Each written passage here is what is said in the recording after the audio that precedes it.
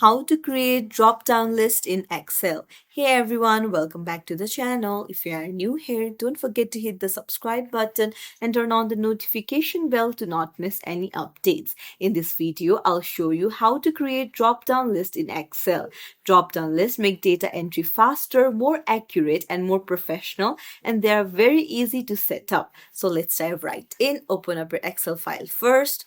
So I have my employee data sheet with various columns. Right now, if someone wants to add a new employee, they could type anything in the department column, which could lead to spelling mistakes or inconsistent data. So a drop-down list will solve that. First, you'll need to create a list of valid entries somewhere in the sheet. Like here, I have created the department option and I have listed out finance, HR, IT, marketing, and operations in a separate column. This will be my source list for the drop down. Now, you'll need to select these cells and then go to data on the ribbon bar, and then on data tools you'll find data validation. So you just have to tap on it, and in the pop-up window under allow, select list.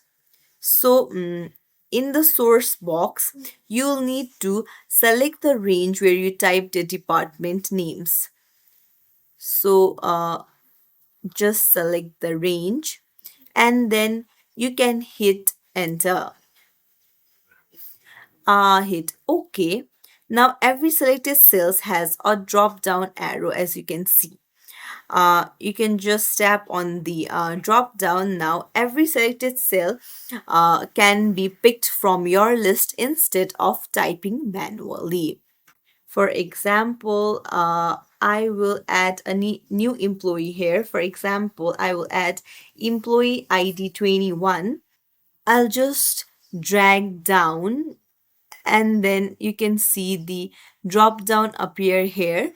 So I can just select from the drop down and then there won't be any spelling mistakes. So it's as simple as that. If you found this tutorial helpful, don't forget to like and subscribe to our channel for more tips and tricks.